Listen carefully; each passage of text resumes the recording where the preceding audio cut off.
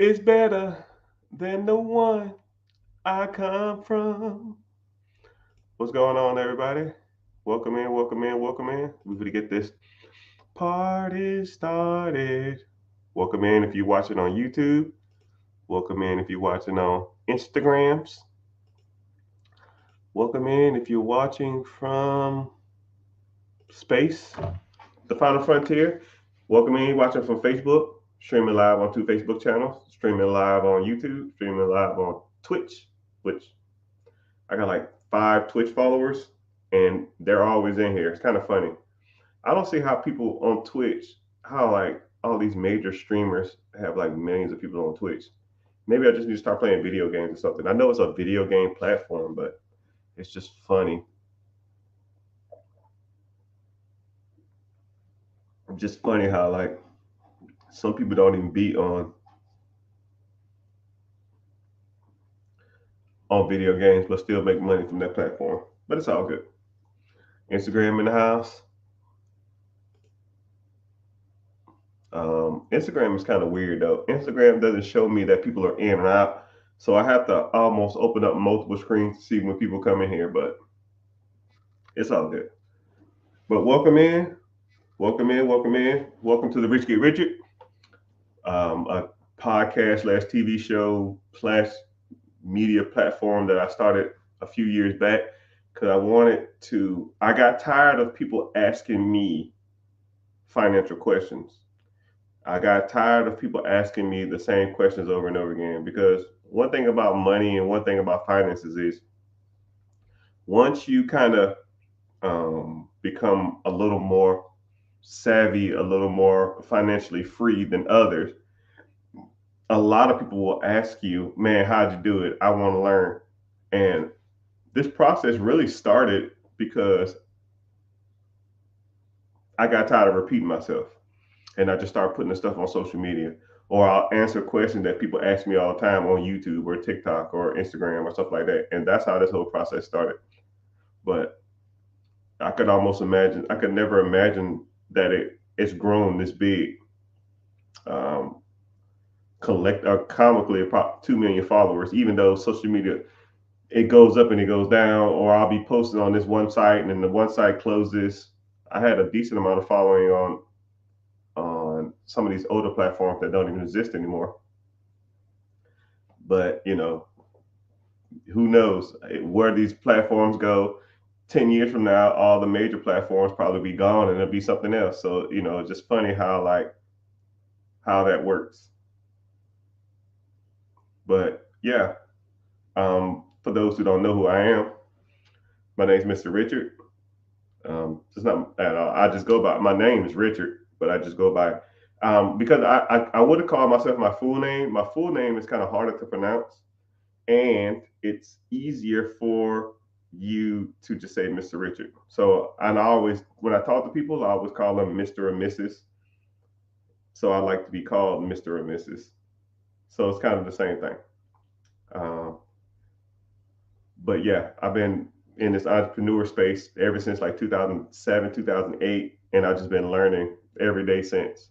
So a lot of the techniques, a lot of the things that I do and learned, I'm almost teaching you guys. So you're almost getting rid of that learning curve. And then I see so many people out here who are teaching money management or finances or grants or funding or real estate or businesses, and they don't have a damn clue. A lot of people aren't that good at this stuff. However, they are all the people that's up front. They are all the people that's making all the noise. They are all the people that you see on a daily basis um, in these spaces. And I feel you guys deserve better. You have to. I feel like y'all need to learn from a person who is like help first, not handout first. You know what I mean? A lot of people will say, "Oh, I'll help you. You got to do this for me, though." And I try not to be like that. I'm just a regular guy, and if I came to somebody and somebody comes to me and asks a question, and I went to someone and asked them a question, just we exchange, right? I meet a lot of celebrities. I'll ask them a question. They ask me a question. I meet Joe Smoes off the street. They ask me a question. I ask them a question because I'm curious to see all levels of all finances. I don't give a damn if you're a multimillionaire, damn near billionaire, and I don't give a damn if you working check to check and still can't make ends meet. I'm not that type of person. And a lot of these people are, what can you do for me first? I'm not going to talk to you. I'm not going to engage with you. I'm not going to reach out to you. Now, I don't even want to waste my time with you. They don't go live. They rarely talk to people, and it shouldn't be like that. So I feel that y'all deserve better. And that's why we're here. But I can go in more details about that. But, we're going to go ahead and knock out some of these questions because I can just sit here and rant all day. I don't want to do that. Someone asked, can you help with business grants? Yes, I can. I have a couple of business grant people that I associate with on a regular basis. And one, we can help you write them. And two, we can tell you where to submit them. And then three, we can give you a list every month on the proper places to go to submit. There's one actually this month for somebody. It was a $1 million grant, and they're giving away $5,000 per person that they feel necessary. So let's do some simple math, people. $1 million grant, $5,000 a person, 100,000 people, or 100,000. That's 20 people. So 20 times 10, that's 200 people. 200 people are going to win this grant. So why not you? Why not you?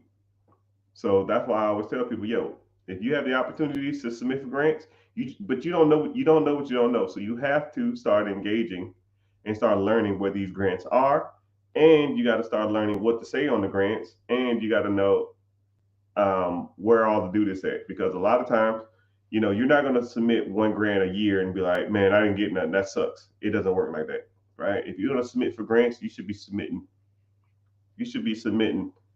20 grants a month,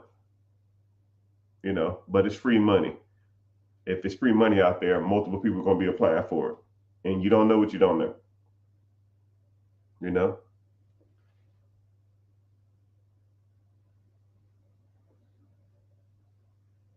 Yo, I got somebody from Twitch in the house. What's happening? I see you. I was just talking about you. But if you are watching, I don't know where you're watching from. I got multiple screens up. Ask a question, right? Is everything finances? I don't know if you want to talk about credit. I don't know if you want to talk about funding, grants. I don't care if you want to talk about starting a Turo business or ATM business or vending machine business. I mean, there's more than one way to make money out here, but you should ultimately be thinking about how I can make money while not doing any work. That's your main goal, and that is your main objective. The most amount of money with the least amount of work. And it's not, and I try not to look at it from like a lazy perspective. Oh man, you're not doing anything. No, no, no, no, no. Right? It's not about not doing anything. It's not, don't look at it like that. Look at it as your time is more valuable than that. And you have to allocate your money and you have to allocate your time to buy stuff that makes you money while you're not doing anything. Because that's the only way you're truly going to grow. You can buy some ATMs, you can buy some um, vending machines, you can buy some rental cars, but you have to be there to probably deal with those cars. You got to be there to deal with that vending machines. You got to be there and deal with the ATMs if something goes wrong. You have to start thinking outside the box. You got to start thinking of, how can I make money and not be here? That's the goal, right? I want you to think of a random restaurant. Think of all right, everybody get a fast food restaurant in their head. All right. You got one? Random fast food restaurant. If you want, yeah, go ahead and name it if you want to. Put it down in the comment. Name a random fast food restaurant. McDonald's, Subway, Chick-fil-A, Chipotle. I love Chipotle. Dunkin' Donuts, Piggly Wiggly. Man, that ain't no damn fast food restaurant. Someone says Wendy's.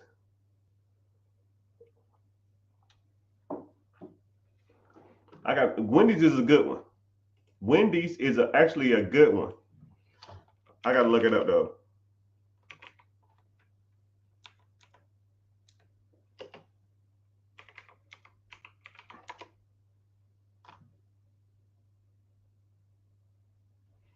Wendy's is actually a good one. So someone said Riley's, Chick-fil-A, whatever. Okay. Someone said Wendy's. So Wendy's is actually really good. There was an NBA player named Junior Bridgman. Now, Junior Bridgman played basketball in the 70s and the 80s. I think he was played in the 80s or something like that. He took his $10 million that he made in the NBA, and all he did was buy Wendy's restaurants. Okay? And then he took the profits from one Wendy's to buy another Wendy's, and buy another Wendy's, and then another Wendy's, and then another Wendy's.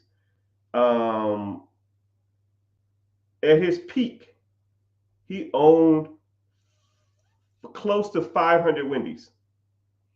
His net worth was somewhere in the range of $900 million. $900 million, that's LeBron James money.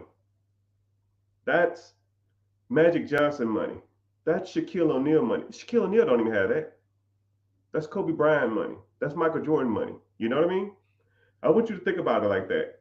There's a guy who only made 10 million bucks in the NBA, took that, flipped it, and flipped it to $80 million or $900 million. 450 Wendy's. Now, if you made $1 million at your job, okay? Is this a recording? Maybe. No. From YouTube. There's a guy who made $2 million at his job, and he flipped it to 900 million and 450 Wendy's. Now, if you made $1 million a year at your job, how many jobs could you have? One, maybe two. If you made $1 million a year at a Wendy's, how many Wendy's could you own? I don't know, 450. I mean, you can own multiple processes that makes you millions of dollars. You only can work one, two, maybe three jobs. You have to get out of the job mentality. A lot of people will say stuff like, man, NBA money is good money. No, NBA money is a job. NBA players go broke all the time. NFL players go broke all the time. Baseball players go broke all the time. It's a job. You don't make money while you're not there. If you're not swinging the bat, shooting the hoop, or running a touchdown, you don't make money. You got to own processes that make money while you're sleeping. I don't give a damn. You make $1 million a year or $10,000 a year. All the process is the same, people. It's all the same. You take the money you work, you buy processes that make money. And once that money makes money, then you can ultimately, essentially, almost never be broke again. You know?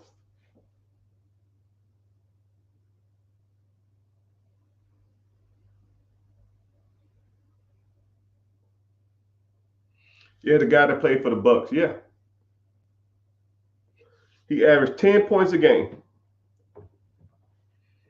And a lot of people think that like the NBA, the NFL, and all that kind of stuff is the end goal. No, man. That's almost like saying a job is the end goal. The job is not the end goal. The job is ownership. The job, the goal is Jerry Jones, the owner of the Dallas Cowboys.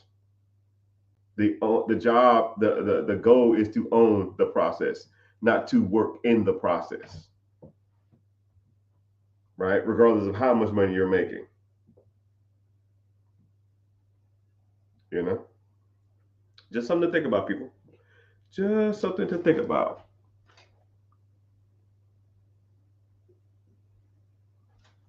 Someone said, I want to get into a building with occupied space, beauty industry workers, fingers crossed. Yeah, you can do that. It's almost like a salon suites, which I just helped the person build one like a month ago. I told them to buy one that exists, but a lot of them shits are overpriced. So just did a build out. And then another thing that you can start getting into also is, I didn't mean to invite you up, sorry. Another thing you can get into also is cohabiting living spaces. That's going to be big. Mark my words. I don't know what the date is, but I'm telling you, buying houses and having like a common living area and then everybody in their room, almost think of like a college dorm, but for a house. You turn every room in the house into a room. So like the living room and the living room and the kitchen is their own thing. It's like a common area. The dining room, the office, all the bedrooms, they all have their own. So you share a bathroom with one person. So yeah, so it's like a group home, but for everybody. Because, or even the ideal of building. Don't think of like a duplex. Think of like a home that has two people in it, not a duplex. So a house with two people in it, like a house have one of somebody upstairs and then someone downstairs, but it all has its own kitchen and it has its own everything. It's not a duplex though. It's like co-living space. You just have your own space, or you share a kitchen. Um, you have your own fridge, but you share a kitchen, and you just live upstairs. Your bathroom, your bedrooms and stuff upstairs, and you have a common living area. That's going to be a big thing too, because the cost of living is going up so much. People won't even be able to buy homes. So what they're gonna have to do is people gonna have to pool their money together to buy a home, and then they're just gonna split a home, but not like a duplex. There's no wall.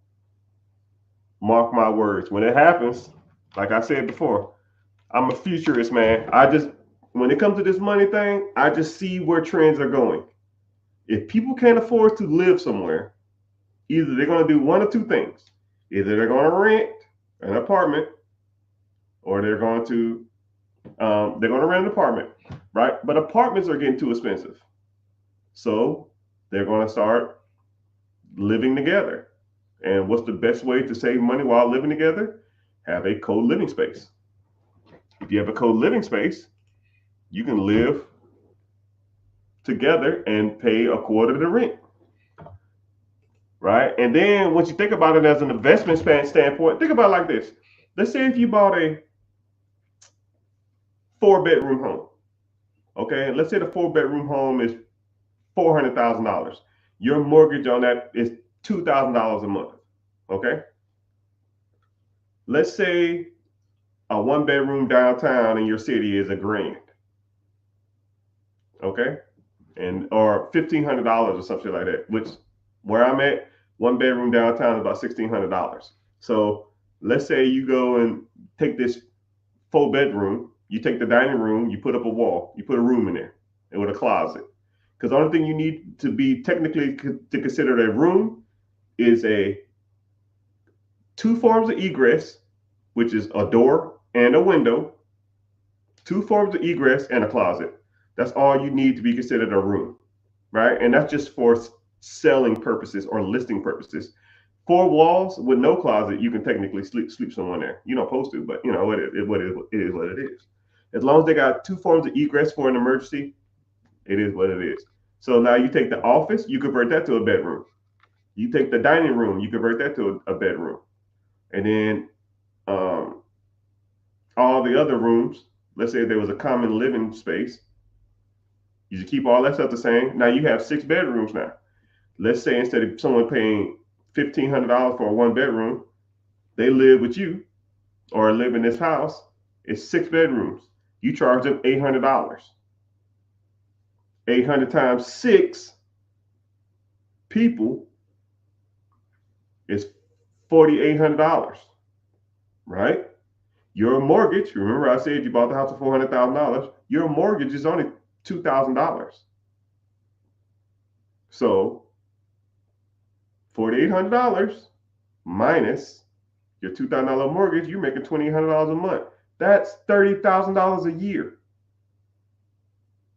Now, if you had a property that made you $30,000 a year, how many of these properties would you need to have to not work?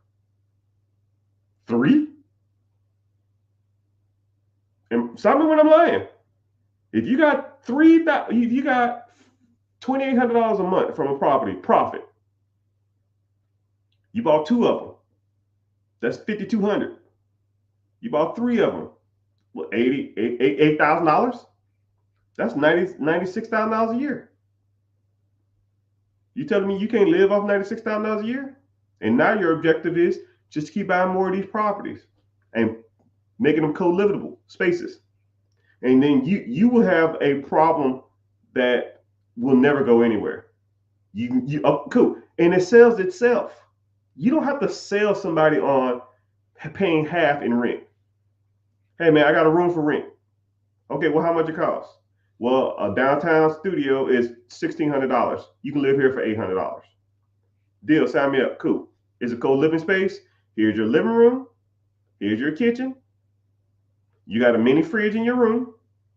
Here's a main refrigerator for all the bigger stuff, but your little fridge in your room is for your milk and stuff like that, the bigger stuff, right? And if you want to get a little mini fridge or something, or a little mini refrigerator or fridge, a freezer, that's on you.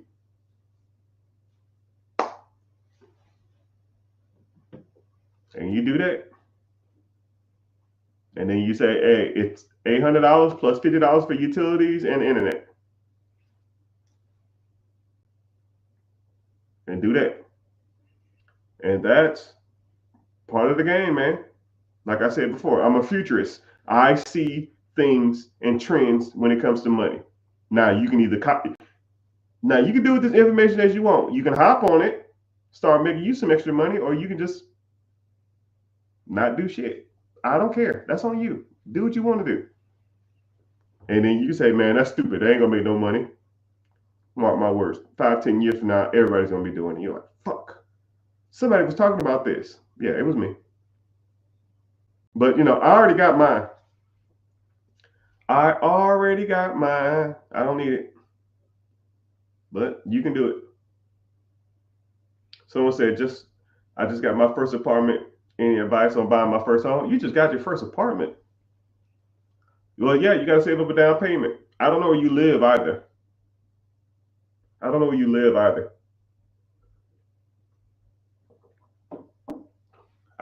live. So it really depends. If you want to buy your first home, it depends on where you live. You can get into what's called an FHA home. They got multiple programs for first-time home buyers. First-time home buyer program, FHA, you do 3.5% down. You can do a rural loans. That's 0% down. You can do, I don't know. I can't even think about that. There's multiple programs out there to help people buy their first home.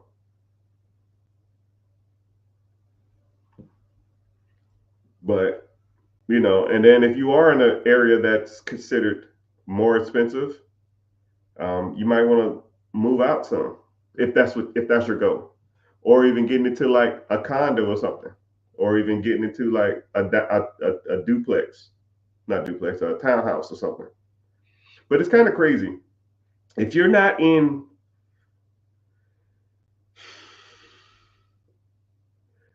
if you're not in California, you can own a home. California and California is even pushing it. California is even pushing it. You can still find good homes if you look enough in California, but you got to have your down payment and stuff ready. So if you say even in New York, there's one guy that always says, "Yo, find me a house in New York. Find a house in New York." And I was like, "All right, cool. Here's one. Oh, what about this area? Oh, what this? Oh, well, see that. Well, see, right. You can keep making excuses all you want, people. They are houses in every major city damn near in America. You just got to know where you're looking. Miami's a little expensive, but you can go on the skirts. New York is expensive, but you can go on the skirts. And then I'm not even talking like straight outside of New York.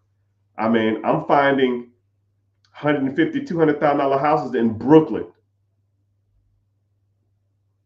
Someone said, "Yo, man, you can't buy no house for no $200,000 in Brooklyn." Oh, cool. What's this? What about this one? Well, see, what website is that? How'd you find that? Some people just look at the cup half empty. Some people look at the cup half full, man. I'm just if I am devoted and dedicated towards something, I'm going to find a way. And if you don't, if you can't find a property in your area, okay, then you don't have a real estate problem. You have a income property, an income problem. Let's start making more money. Let's start buying businesses. Let's start buying real estate out of state. Let's start buying Section 8s. Let's start doing some wholesale deals. Let's start doing some bird dogging. Let's start doing syndication. Let's start doing some lease options. Let's start doing all this kind of stuff. And now when you're making an extra 10, 15, $20,000 a month doing this stuff, then, do you really have a real estate problem now? If I gave you an extra $10,000 a month, someone said, I can't find a house where I live because the cost of living is too high. Boom. Here you go. Let's say I work with you directly for the next 6 to 8 months.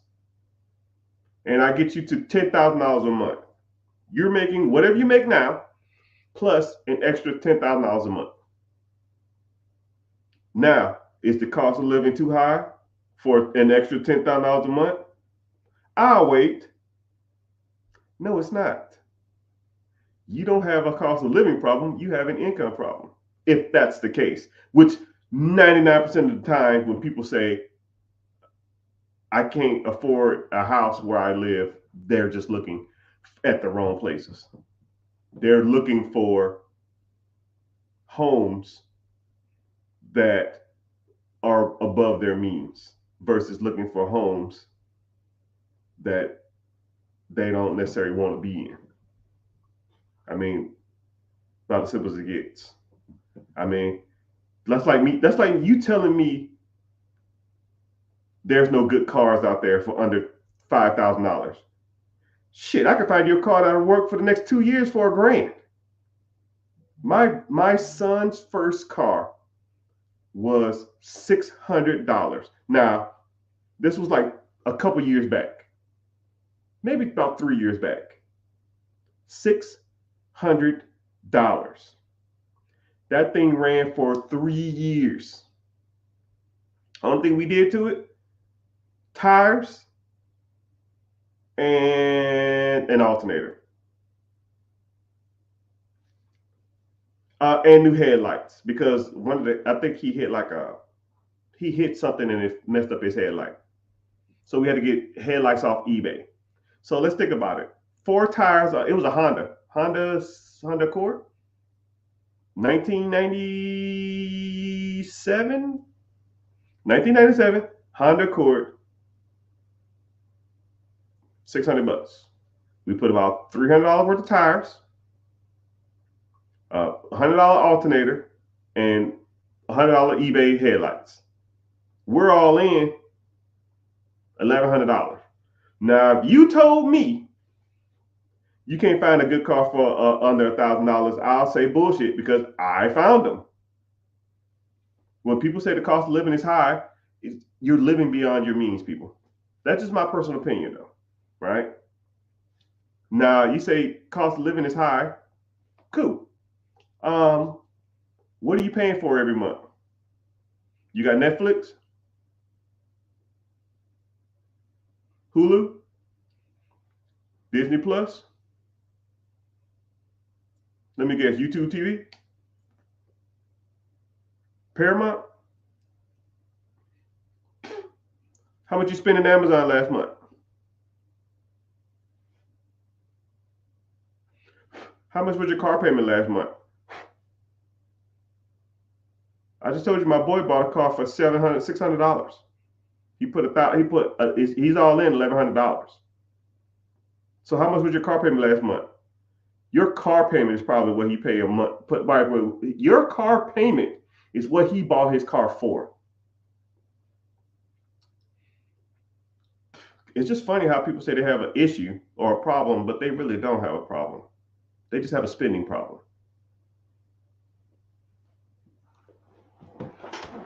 But hey, what do I know? What do I know?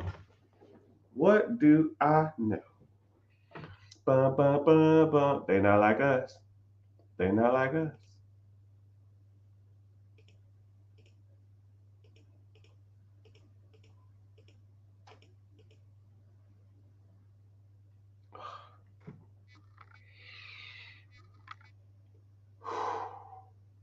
What the freak? I gotta do a little work. Give me a sec.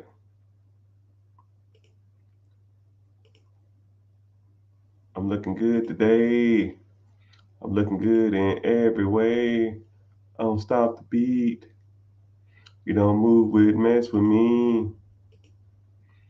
Mr. Money Man, to win my love. Your sweetness that I'm thinking of. You don't hang in the buffalo stance. All right, cool. Enough about that. Did I miss the live? I don't know. Did you? You're here. You're in it. Welcome. But, I go live to try to give people motivation and give encouragement.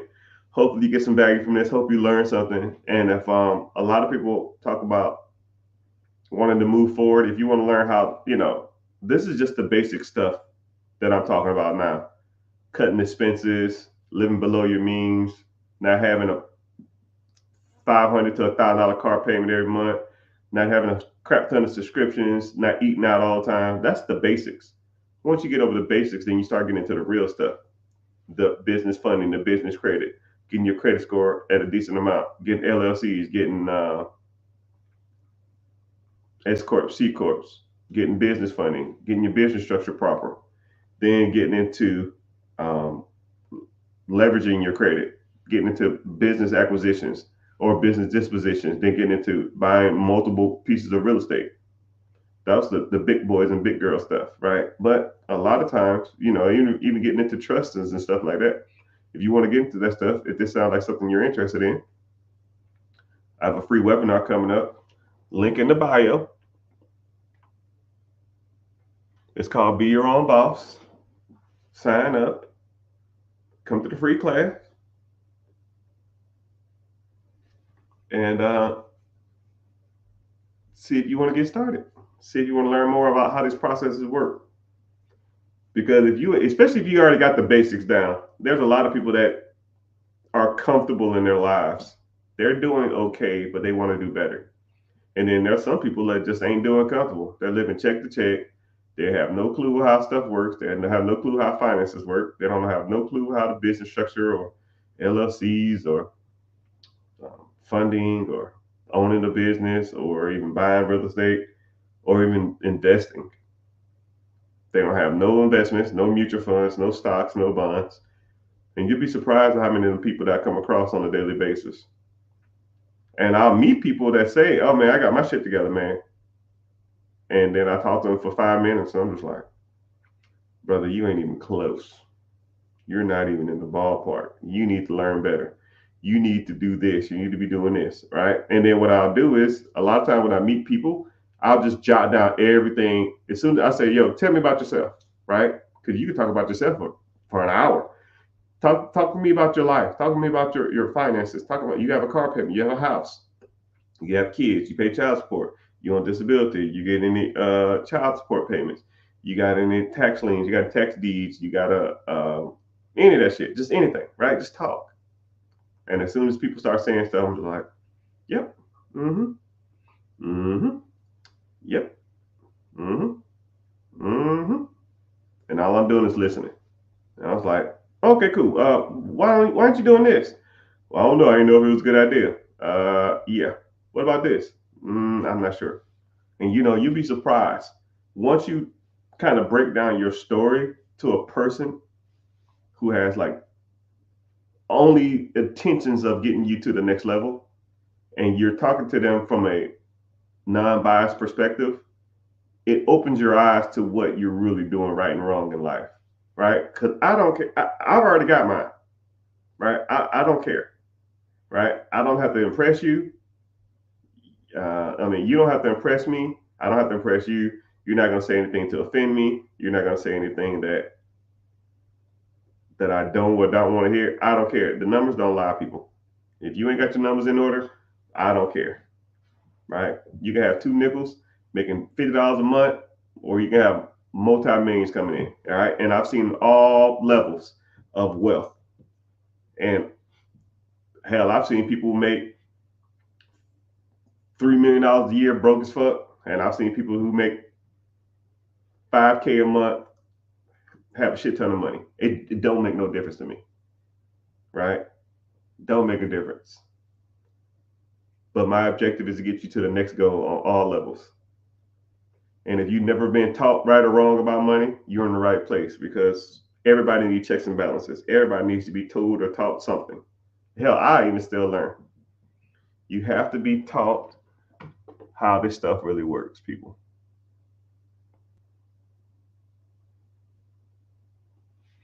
You gotta be taught how this stuff works. How this stuff works. But I appreciate y'all being here. Let me see what questions y'all got. What questions do y'all have for your boy?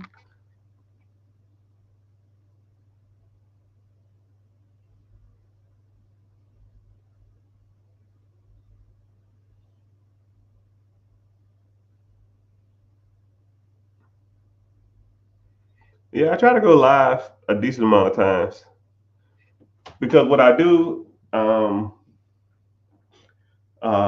I almost it's easier for me to talk in a group setting too on a live versus talking in a individual setting, right? I can talk like this all day long. You have a question, or people ask me questions in like this setting, I can talk all day. But when people talk to me like on a text or individual stuff, that's just it throws me off. So that's why I try to go live, because I don't like answering shit ton of DMs, because you'd be surprised how many messages I get a day. My messages kind of slowed down a little bit. It used to be a lot. I used to get about 200 a day. Now it's closer to about 50 to 100, which is kind of good. But I mean, uh, a lot of times I just navigate them towards the class coming up. And so class comes up Wednesday, 9 p.m. EST.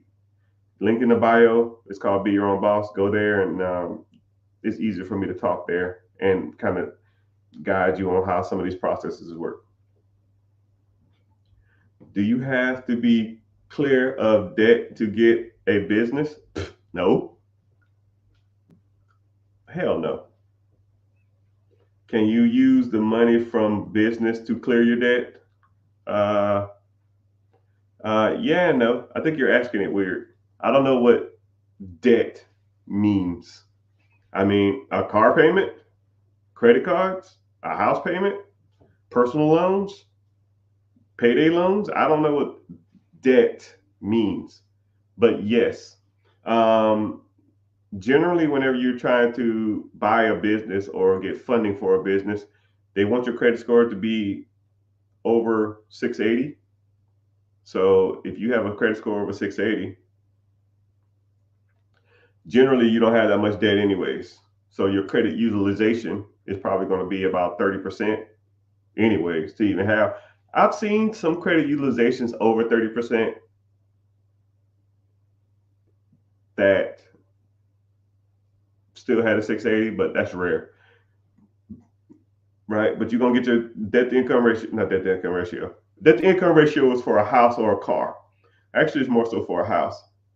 Credit utilization is for businesses or other credit cards. So what's happening? I see you. So your credit utilization, get that below 30. If you don't have any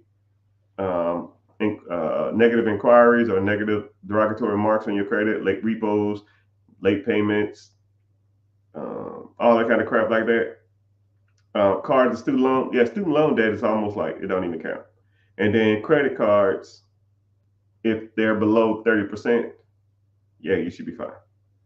And then whenever you do buy a business, the income from the business, you can pay yourself a fee. You can pay yourself as an employee in the business, or you can just take a salary, or you can just wait for everybody else to smoke the clear and then pay yourself. You got to pay a lot of taxes, but once you pay yourself, then you can pay off the debt if you know what you're doing. If that makes sense. Sir or ma'am, I can't see your profile pic. But yeah, student loans don't count. I don't even factor in student loans in anything. It's so much trash. Someone said, oh, somebody in the house. I see you, sir.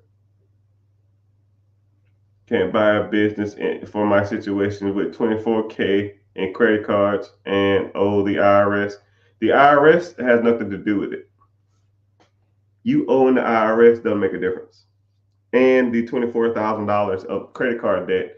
If you have $24,000 worth of credit card debt and your credit card limits is $24,000, yes, that's an issue. If you have $24,000 worth of credit cards and you have $100,000 worth of credit, then you're at 24% credit utilization, which meets the parameter of a business loan or SBA loan. And then the IRS debt don't even factor in. Only time your IRS debt is factored in is whenever you do your taxes. They don't, unless they've already like issued you like a garnished wages, court summon, or something like that. All they're going to do is take your taxes for until your debt's paid off. That's all that is. But if I was you, I would get into owning a business because you have more tax benefits owning a business than you do as an individual. Then you can start writing off stuff in your business and you can get more tax deductions, which will make your taxes better. And then that money would come in and you can pay off that tax debt faster. And I don't know who's dealing with your taxes or how you owe the IRS $20,000, which doesn't even make any sense, right? Whoever did your taxes don't know what they're doing. Most people do their taxes themselves, thinking they're smarter than the government, which they're not. They're going to catch you. That's why you hire professionals like me and my team to do your taxes, to find you all the tax benefits we can. And then what's crazy is I've known people to owe the IRS. This is what's crazy. Two examples of what happened. These are some of the cases that come across the desk at my tax business. Someone said I was an Uber driver. I did it myself. You owe $20,000 in taxes. You don't have to tell me that you did it yourself. I know you did it yourself. I mean, I can tell. I mean, shit. I mean, that's like saying. Yeah, my car exploded in my garage. Well, you must have did something wrong because cars don't explode in someone's garage for no reason. It's You don't have to tell me you did it yourself. I can tell you did it yourself. And you probably made too much money. You probably made too much money in your Uber and you wasn't setting any money aside. That's almost not even a hard issue to deal with. It if you if you if you was working Uber, if you didn't have an LLC, if you had an LLC, you could have probably had more tax deductions than you think. You probably don't even owe $25 worth of taxes. You probably just need a tax professional to do what's called a 1040X. Do a 1040X and amend your last year's taxes to see if they can find you tax deductions, which I do for people all the time. Like, sir or ma'am, yeah, amend it. 1040X. I didn't even read your comment. I already know what you were talking about. Sir or ma'am, I don't know who you are. I see you in the comments a lot. You need to click the link in the bio, join the free class, and really decide on moving forward with me and my team. Because if you don't, like, you have a $20,000 bill, right? And let's just say, for example, my tax team or the tax business, whatever, can get your taxable bill that you owe $20,000 to. Say if we can get it down to $8,000, we saved you $12,000. That in itself, that's free. Anybody who works with me, get that for free. You just join. Hey man, I need to do an amendment on my taxes. Here you go. The amendment form is like $200 or whatever. If we find you more money, you gotta submit your stuff yourself. But it's like $100 or $200. I think it's like $150 or something. Would you pay $150 to save $12,000, $13,000, $14,000, $15,000 on your taxes? We did a guy like 2 months ago, and he did an amendment. We found him $13,000. You know how sometimes, I hate the term no-brainers, but you're in a no-brainer situation. But hey, I don't force people to do it. I don't care. I hate forcing people to do anything they don't want to do. I just present the information. If you're interested, come through. If you don't, I don't care. I was rich before this and I'll be rich tomorrow. Don't care, right? I already got mine, right? I talk about the services I offer from a non-biased perspective. A lot of people talk about their stuff like it walks on water. They talk about their stuff like it's the Holy Grail. People talk about their stuff like you'd be dumb to miss out on this. That's one thing about me, man. I don't care. You want to move forward? Let's move forward. If not, it's your world. You owe 20 grand worth of taxes. I don't care. That's on you. I don't know why you would not want to. Some stuff just sells itself. Gas sells itself. Do you need commercials for gas? No. Gas sells itself. Yo, man, I saw this commercial for Chevron. Man, I'm gonna really get some Chevron gas. No, you don't need to sell gas. Gas sells itself. Gas will sell itself.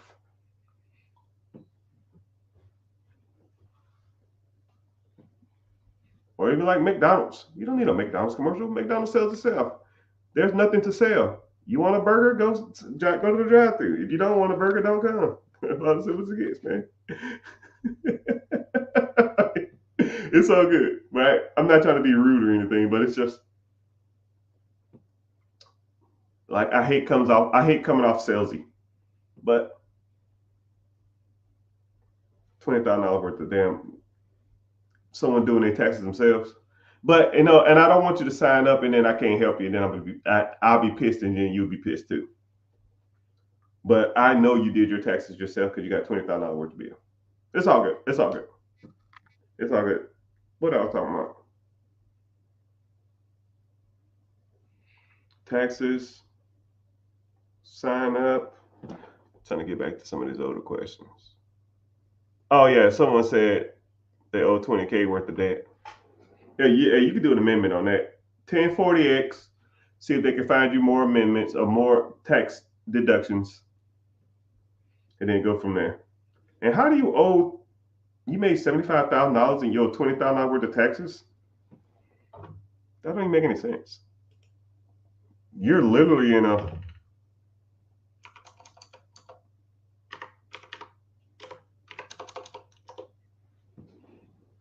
27% tax bracket. Nah, player, that's way too high. 27% tax bracket. Oh no. Hell, just in gas, you should make your taxable income lower. I don't know if you're single or married either.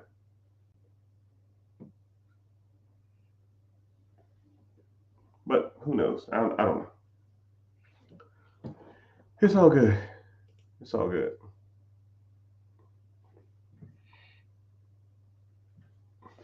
Buy yourself a chef corp. Oh, let me help you out there.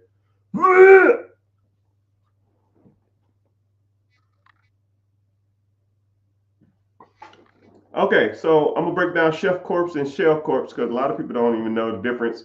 And or um, let's talk about some benefits of a chef corp or a shell corp. Okay.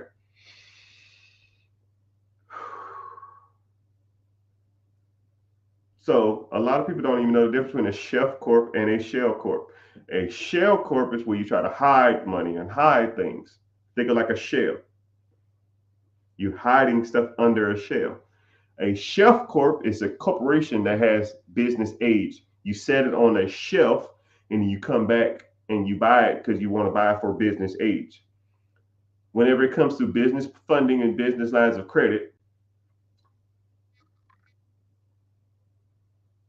financial institutions have kind of stepped away from looking at a business's age as a determined factor for a loan. They're starting to gravitate towards PGing most accounts. So, for example, if I'll give you two examples, there's two guys walking to a bank. One guy has a chef corp. Let's say the corporation is 30 years old. Wow, they've been in business for 30 years. Wow, that's great. The guy who wants to borrow money, him or her has a 500 credit score, no money in the account, no money at that bank. Okay. The next guy walks into the bank. He has a corporation that he started Monday and it's Friday. 5-day old company. He has a credit score of 800 and he has a business checking account with you with $100 in it, a business savings account with you, $100 in it, and a personal checking account with you with $100 in it, and a credit card with that bank that's $2,000, but it's zero balance. Who do you think they're going to loan the money to? And both of these guys need money. Bing, bing, bing, bing, bing, bing, bing, bing. A guy with a 30-year-old business with shitty ass credit and no money? Or a guy with a business that's been a week old, that pays his bills on time, and has multiple products with that bank or that financial institution? I'll wait. I will wait. Actually, I won't wait. We know the answer. A old chef corp or a aged business is irrelevant in today's society. It is irrelevant. How you doing? Age companies don't make a difference nowadays. No one cares about that. Most business or most financial institutions don't give a shit how old your business is. All they care about is when I give you money, are you going to pay me back? One. Second thing, how many products do you have with my financial institution? Two. That's it. Third, I'll give you that too. At establishing rapport and seeing what services they can help you with. That's it. That's all they care about. A lot of people try to reinvent the wheel. The Age Corp system, that shit was cool in like 2009, 2016 to 2000 to 2020 ish. That shit's dead. Black folks killed it because people, because majority of the African American community statistically has the worst credit amongst the whole demographic in the United States of America. So how do they get away with that? They just go out and buy an age corporation. Oh man, this corporation is, or this LLC or company or whatever the hell you want to buy. Oh, it's 15 years old. My shitty credit can be overwaived because I have a 10-year-old company. And then they get business credit or business capital. And the same thing they was doing with their credit, and they fucked it up. And now everybody else has got to pay for it. So now they don't loan money out like that anymore. They're loaning money to people who have good credit and a lot of products with that bank because they know that they are a good customer and they know they have multiple products through them. They know that they're going to continue to do business with them. Because contrary to y'all belief, the banks have quotas. Their objective is to open up more accounts. All right. If you ever get bored, just Google the Wachovia product scandal.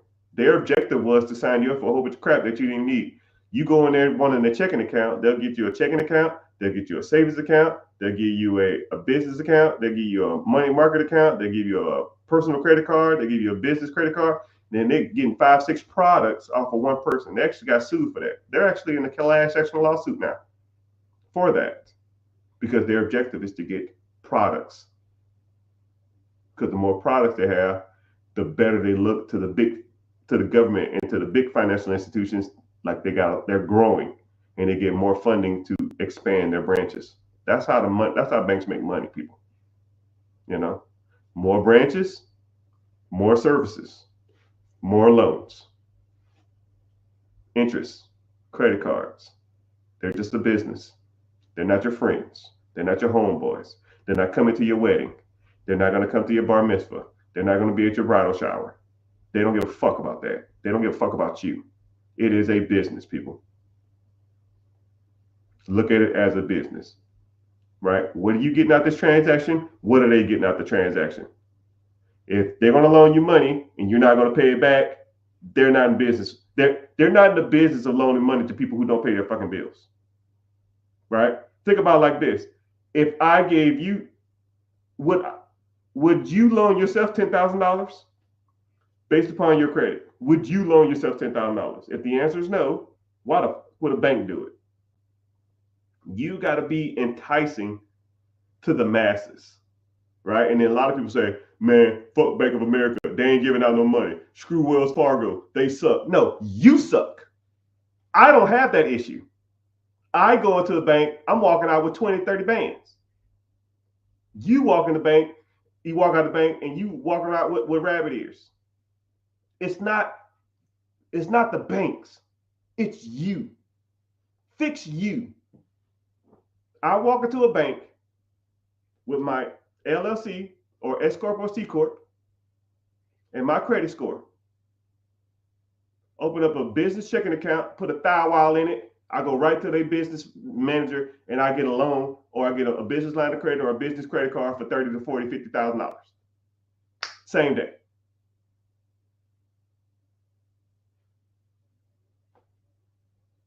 This stuff's not hard, people. You just got to know what you're doing. And that's how I accumulated millions of dollars worth of funding. Millions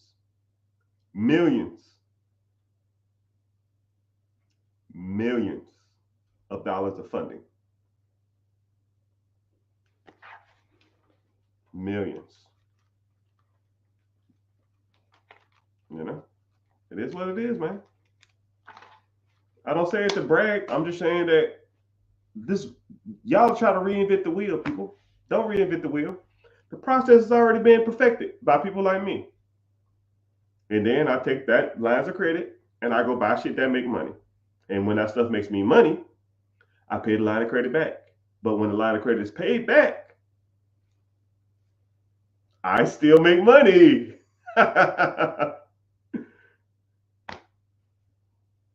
Right? people. But if this is a process that you want to learn more about, I got a class called Be Your Own Boss. Links in the bio. It's Wednesday at 9 p.m. EST. And that's pretty much how debt servicing works in a nutshell. And a lot of people, think that it's like trade lines and net 30s and net 60s, net 90s and Chef Corps and Dun and Bradstreet. Dude, all that's just trash. Trash, trash, trash. Decent credit, LLC. It gets you 99% of any damn loan out there. If you have a 700 credit score, you can raise $100,000 worth of capital by the end of this week or in a week's time. I've gotten an individual business funding with a 3-week-old LLC. 3-week-old LLC.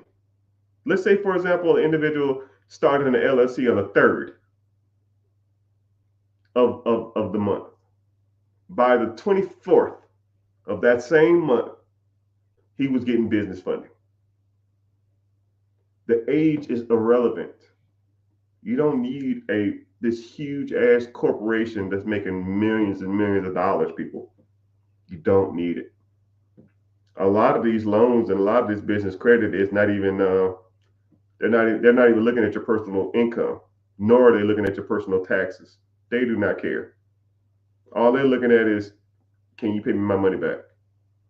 Because the banks have quotas to make, and they will loan you the money just to make their quotas. Just part of the game, people. Now pay that bill on time or they coming for you. Put that on the beat. Dun, dun, dun, dun. They not like us. They not like us. They not like us. Mm-mm-mm-mm. They not like us. They not like us. Mm-mm-mm-mm.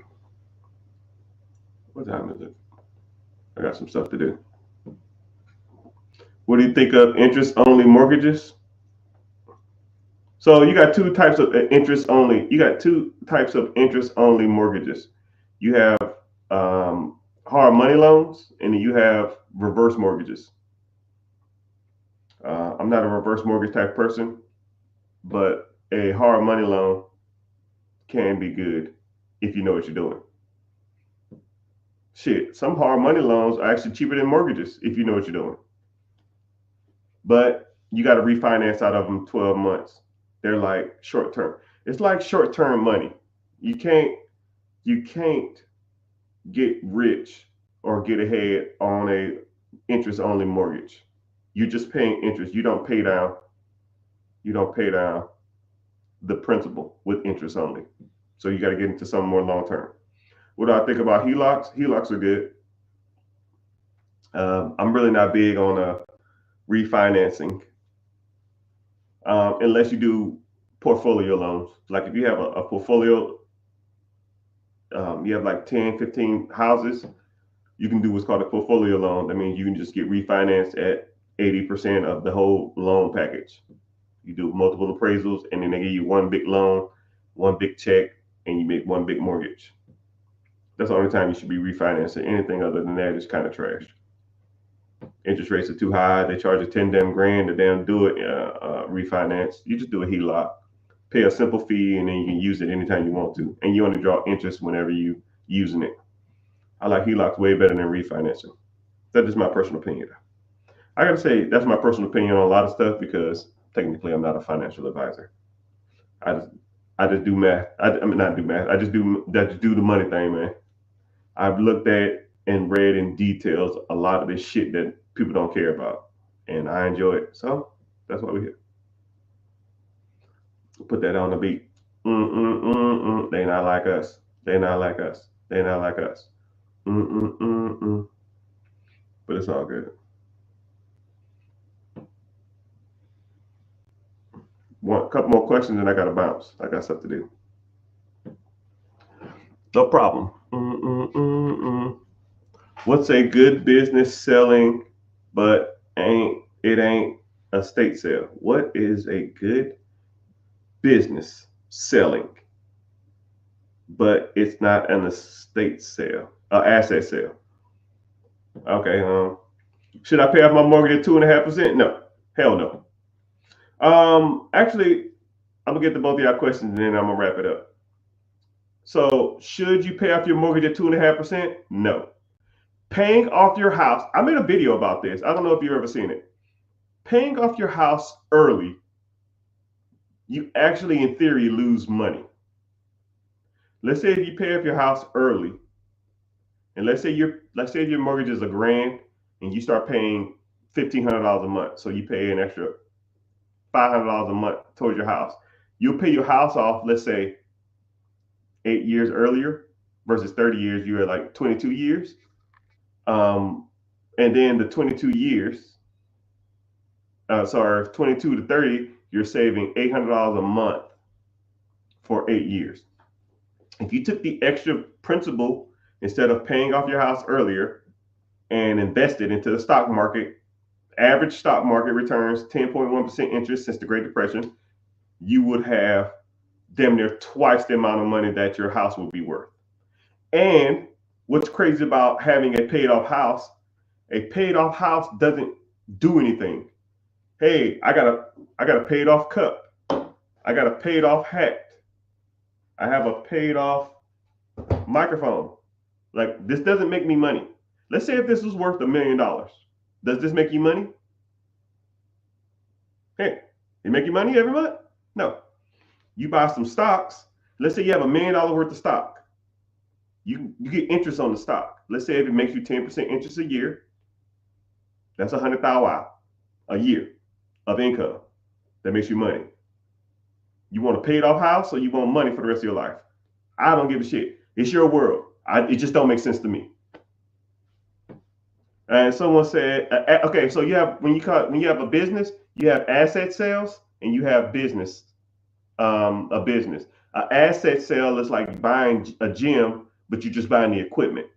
You don't want to buy a gym just with the equipment in it. I want the systems. I want the employees. I want the staff. I want the memberships. I want the weights. I want the lease. I want it all, right?